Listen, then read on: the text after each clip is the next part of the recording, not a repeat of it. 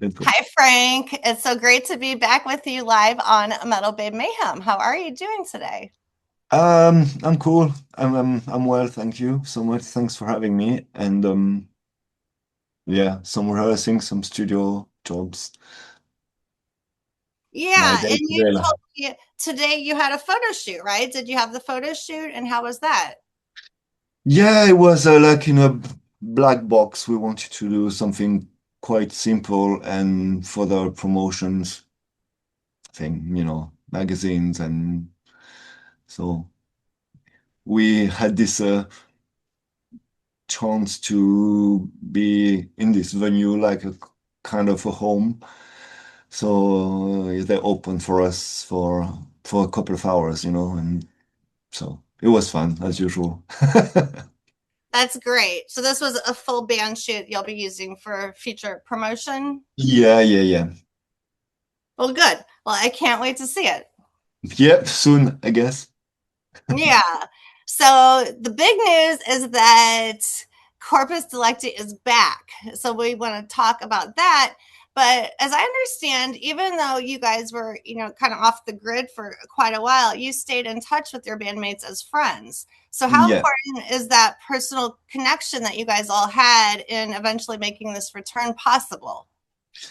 Oh, it's a good question. It was really important because in the end, when we decided to reunite, um, we thought the main thing was the name Corpus Delicti, So we had a kind of conversation, we just put the problems on the table, but we were in our 20s and now we grew up. The main thing was to have fun and travel all over the world, like in really cool conditions. So, I mean, it was a real chance for us. And also, I think we've got the magic together when we play music. It's what it is. It could be another style of music, another genre, I don't know. But the fact is, when we are together in the same room, something happens most of the time, a lot of time, So it was cool. So why at this point? I know you kind of started your comeback in 2020. You put out a double live album and now you have the newest album out. So why did you decide this was the right time for your comeback? Um, I mean, because we were touring for 2 years, and the plan wasn't to make a new album, just to make a number. So we hadn't this plan at the time, and we enjoyed so much the tour, meeting all the fans. I mean, the range of age is still quite amazing, and we had lots of conversation. At some point, many of them asked if we were going to do something new.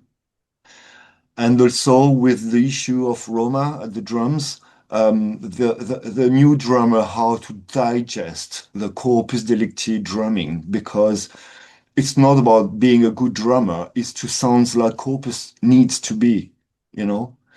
So once he digests this thing, he was also ready to record something new. And also, so we didn't want to come back with I mean, with just a song, it has to be good, really good.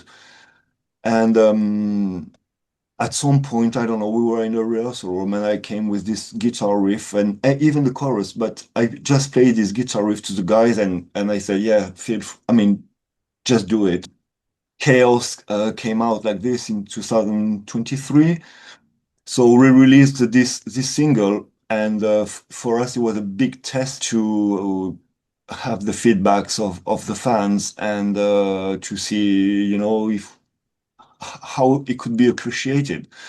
And but we were happy in another way, selfishly, because I mean we still kept a sound and a sound signature, which was the most important. So once we realized we still had it, and the feedbacks were absolutely amazing by the new fans and with the new release. So we just started to write other new bits of songs. And the first song we composed, except Chaos, for the album was Crash, which is the opening song of the album.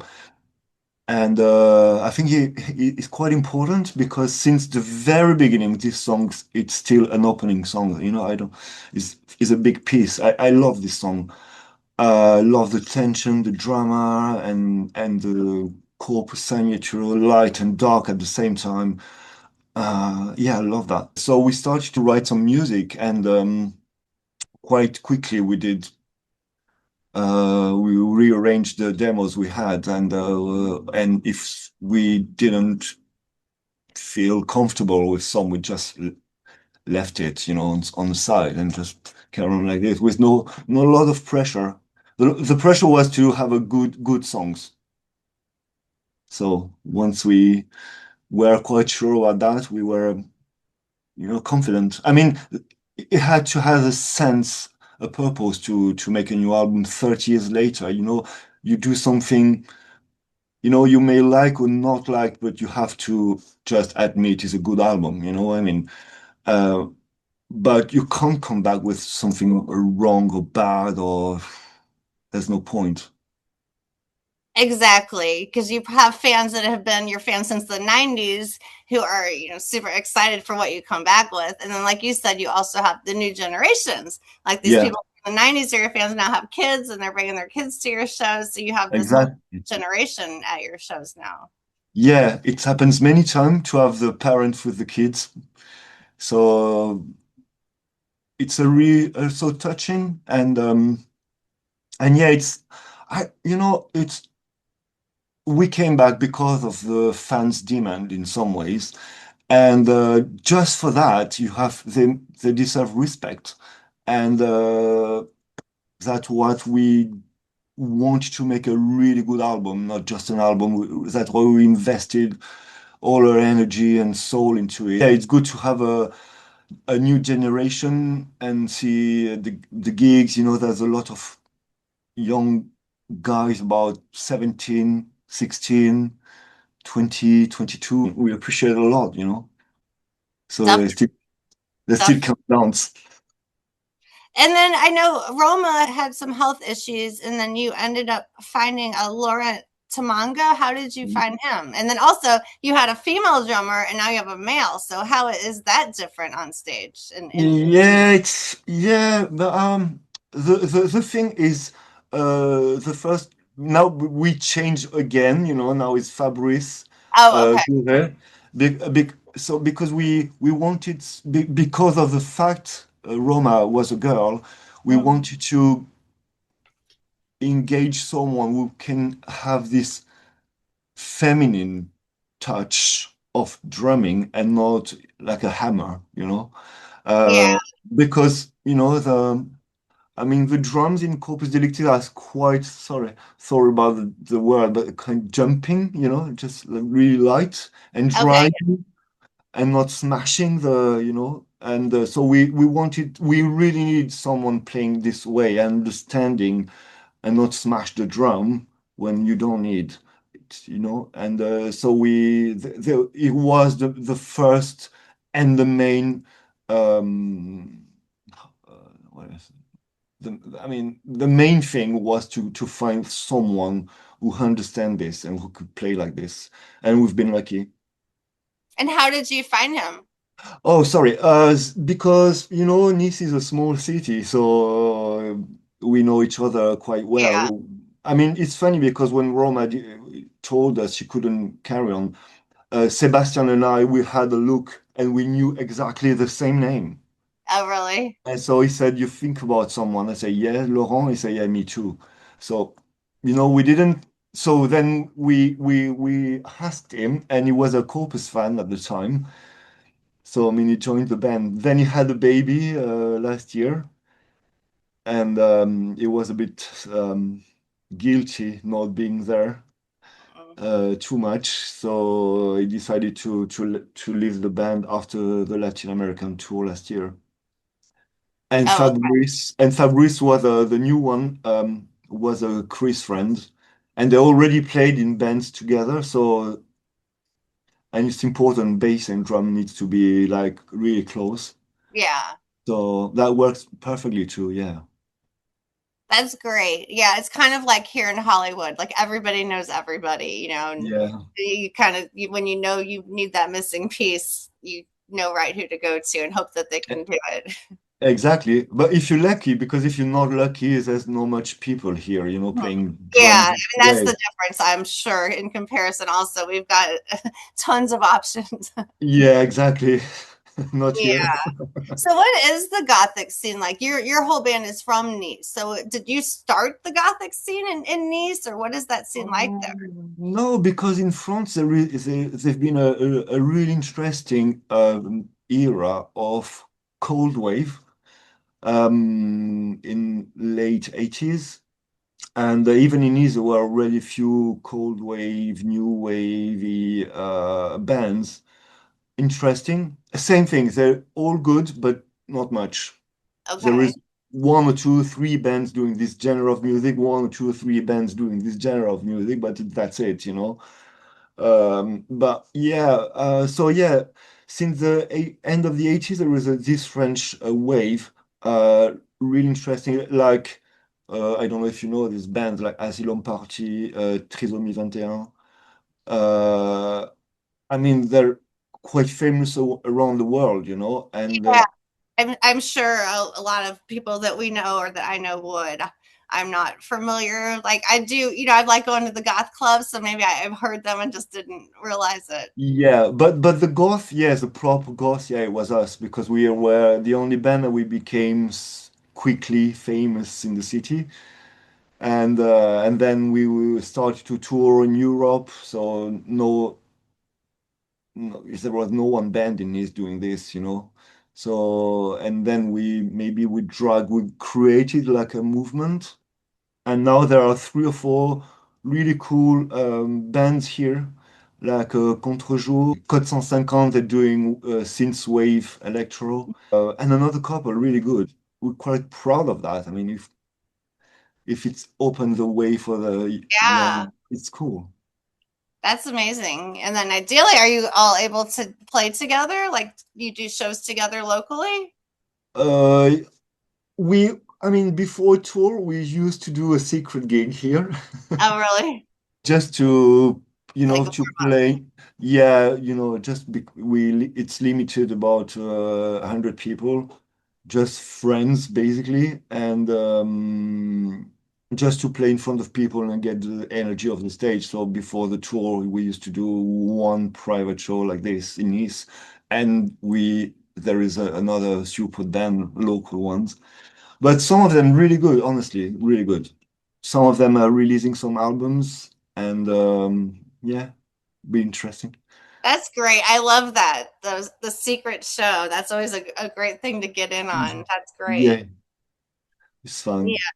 But let's talk about Liminal. So it's your first full length album in Yeah, almost 30 years. So, I mean, 30 year. yeah, that's incredible. So, how do you think this album sounds compared? And now also, you produced this album, right? And so you did Yeah, a double role. So, how did that compare to what you did previously? it was incredible, incredibly stressful, and incredibly exciting personally. I mean, for the old bands, because again, you can't come back 30 years later with shit songs. It's impossible. I mean, it's better not doing anything Right, because you definitely. ruin the myth of the band. We did like three brilliant albums at the time. So if you need to do a fourth one, just to do a fourth one, I mean, you put dirt on the band basically. It's not respecting what it is. So once we got the songs and we were sure about them, and we were having a lot of fun and etc. playing live, in the rehearsal room, and we were thinking, oh, they're the same level. Then, yeah, for me personally, the first time I went into a studio was with Corpus, and I was 19, and I didn't know anything about production, machines, and stuff. But I knew it would be my job. I can't explain why, but it was like a sparkle. Well, you knew that when you were 19, you knew that's Yeah, what you wanted to do. yeah. Yeah, I knew And that's that what you're because doing now. You're in studio right now, right? yeah, we're in like Oh, wow. so yeah, it was then with the years I became I did this job on my own. I just, passion and when we decided to do the album, I thought I am the only one who could mix this one because songs in our mind they weren't really finished. I mean they were there, but they needed to be produced and arranged. And the studio costs zero, and we spend like 4 full months every day. So we could try things. I re-recorded some guitars I wasn't happy. I produced the drum. I did a mix. It wasn't the right way. So then I started to mix in another way, another direction. So it was for us. We couldn't do that at the time. Once you mixed, you mixed because no computers, nothing, tapes. Yeah, that's true. So, so it was, but I love also the urgency of the thing, which was the same now, but with more comfort. And then, yes, personally, was it also stressful because I had all this um, album on my shoulders, basically. And also, I had the guys to have a white card on the production because yeah, I mean, being okay, all of us, but I needed this freedom to work, and also really exciting because 30 years later, I am the one who mixing the album when I was the one when I record the first song. I knew I was going this job. So it was a really special time. It was stressful and exciting. I mean, it's 50-50. That's amazing. I always talk about these full circle moments. Like my full circle is I grew up on this band and now I'm interviewing them, that kind of thing. But you made your own circle and you created that, like from 19 wanting to be the producer, and here you are. So I think Yeah. it's amazing you were able to create that for yourself. Yeah, I know. It was mad. And when it happens, I was mixing the end of Fate and Liminal. I mean, it happened. I was crying, like, wow. I mean, because we were quite happy, proud. Where there were the two last songs I've mixed, I think, and we were in time because you know how it is. And the pressure was nearly going, and sometimes reaching that point in the song where the emotion is like, wow. So yeah, I surprised myself crying, I think, a couple of times. Yeah. It's emotional. I mean, it's your baby you created, right?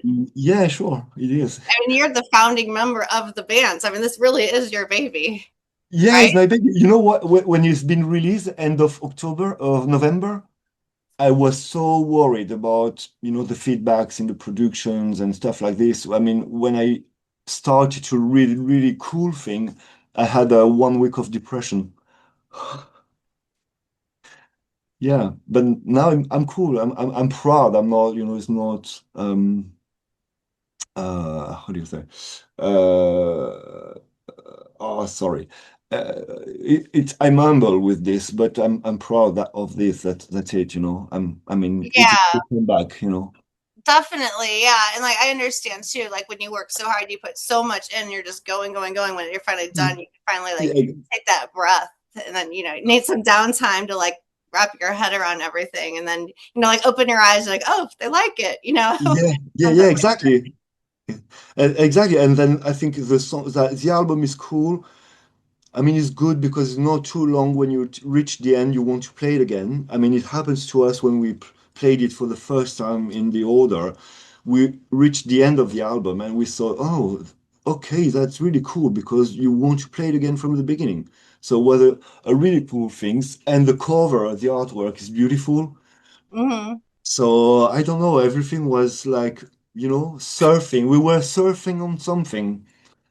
The artwork, was that the Jean-Luc Verna? Yep. Yeah, the guy who is on the video on the single. Yeah.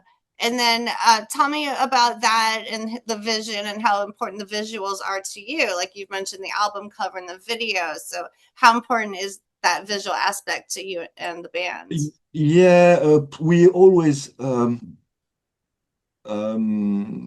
mean, for us, visuals and is always, and art in general, always been important.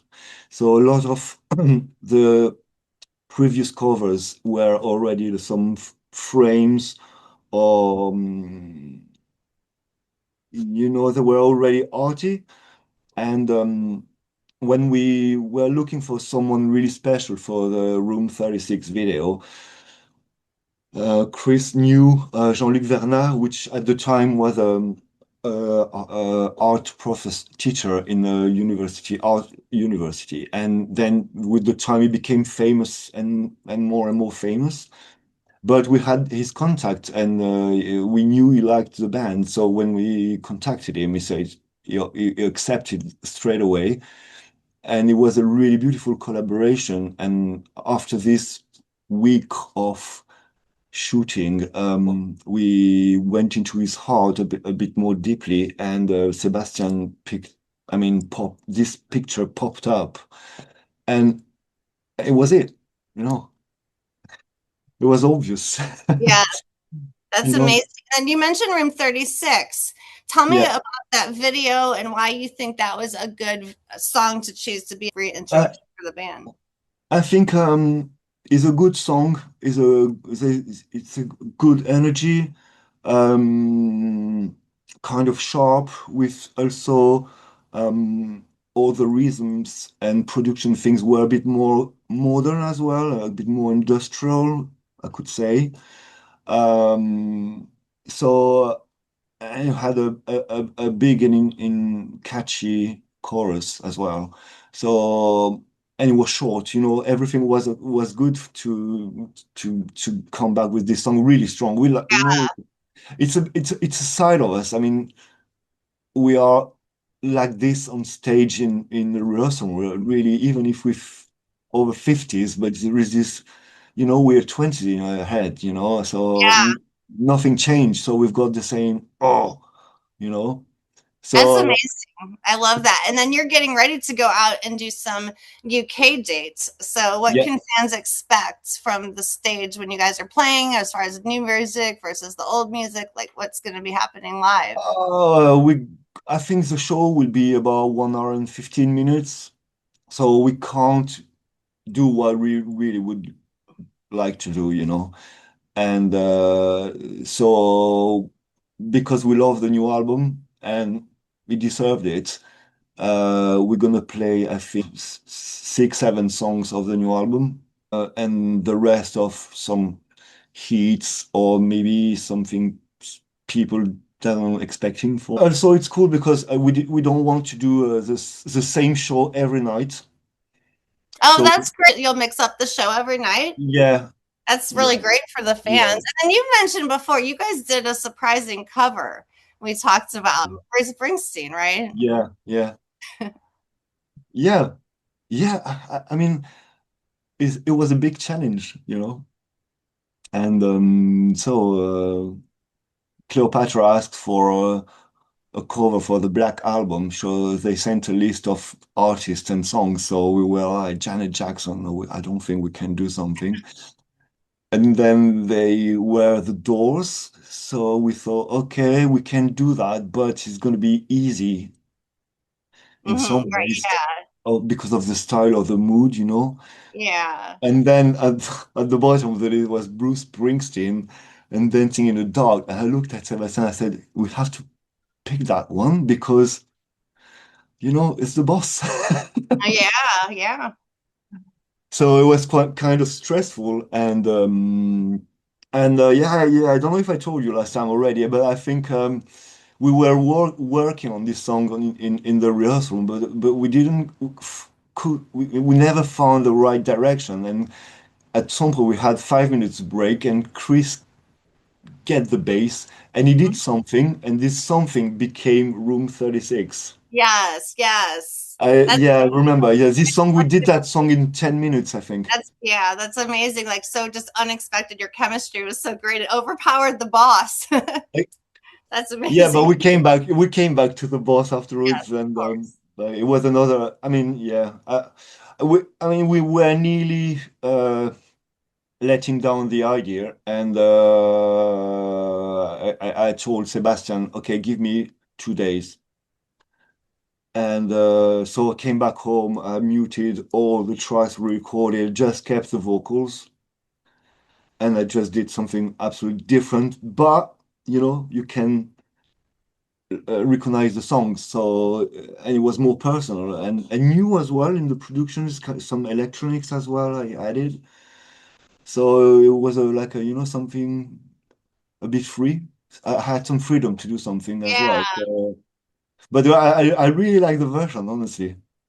that's amazing. And then what is your songwriting process like as far as the music and the lyrics? Like what usually comes first? Is there a standard process?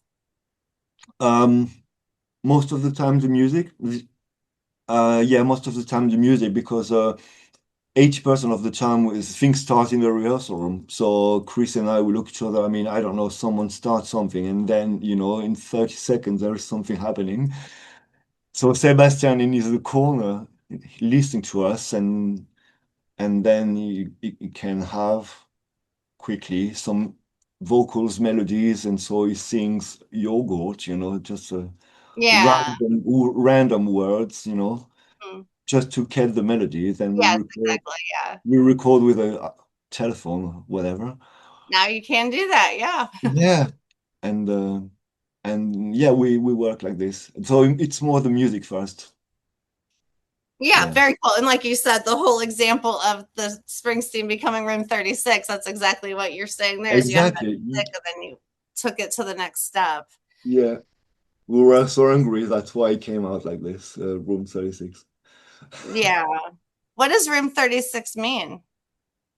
It's a hotel room. Okay. It's the hotel room. It's the story. Um, yeah, it's about introspection. I don't know if you look at the video, but there is a lot of messages in the video, many, and it's about this guy who lost his love, but lost means is gone, is dead. We don't know. Uh, Okay. or lost his love, and when he met Sebastian at the bar, it was, there is this, he associated Sebastian to his old love. So, no, so the story starts like this. And, but in the end, it's not bad because it doesn't kill him. So, and if you look at the videos, with another eye stepping by, there is many different kind of, it's not love or sex things, but you know what I mean? Okay. You know, I'm so gonna put that video on my big screen when we hang because up we've got for the people who are watching this. I'll post it to make it easy for everybody because I did yeah, watch it, but like I've been watching and listening to a lot of Corpus Delecti the last couple of weeks, and like I had told you, I remember the band. I remember hearing songs in the goth club, but yeah, I've yeah, really yeah, yeah. been digging into everything, and yeah, it's been great. I've been really happy to connect with you, Frank, and want to Thank thank you so much. Paul for connecting us because Paul kicked on. He's amazing and brought us Thank you, together. thank you, thank you. Yes. And then, we're here in the United States. It's been, I think, since 1994 since you made it this way. So, are there any thoughts or plans to come back out?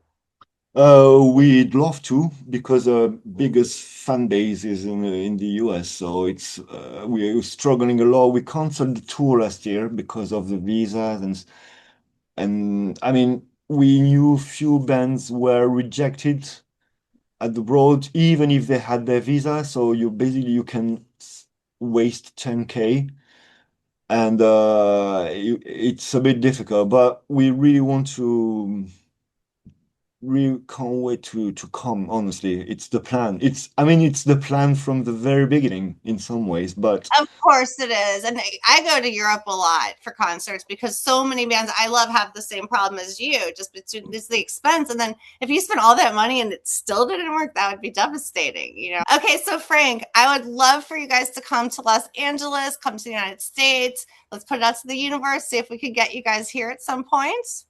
yeah, Yes. but we still doing that.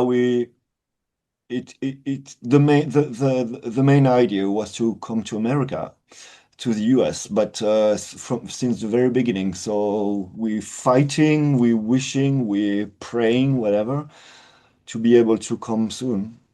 That's the Exactly. plan. That's the I plan. love that. And then you're getting ready to kick off there in the UK. So Yeah. I wish you guys a successful tour. And I can't Thanks wait to very see much. you guys play live. I'm going to go watch Room 36 today. And then any last words you want to say to your fans and to our viewers? I would say thank you because if we're back, it's because of you guys, and we received so cool energy and emotions and good things that I want to thank you, and I hope we're going to see you one day because we have so much to give to you back. So for now, just enjoy the album and Exactly. And everybody can get the album. They can find your videos online. Do you actually have hard copies of the CD? Do you have vinyl? Do you have that yeah, yeah, available? we've got vinyls and CDs, but the we sent a few, like nearly 100 in America. They came back. Oh no. So yeah, so we trying now to find a license in the US so they can press in the US and then everyone can get it. That would be amazing. I know we've got all these CDs behind me. I've got vinyl over there. I would love some Corpus Delecti in my We collection. were on it. We were on it really because it's not about the market. It's just because everyone's wanted, deserved it, and we'd love to. Everyone's got his copy. So we actually looking. I mean, not looking. We've got contacts, but we're working on small label just to press and to send to do the shipping in some Yeah, way. perfect. Because yeah, it's too expensive, as a fan in the United States, you don't want to pay the extra shipping anyway. So it's a win for Yeah. both the band and the fan if you have the US distributor. Yeah, yeah. It's it's about a document, E22, freedom. All right. Well, it's been really great talking to you, Frank. I appreciate your time. I feel like it's been most fun just getting to know you a little bit. And we're going to No, just it's moving forward perfect. together. MetalBabe Mayhem and Corpus Delecti. Thank you so much. All right. Thank you. Have a good rest of your night. Okay. And Bye. you. Bye Thank bye. you. Bye.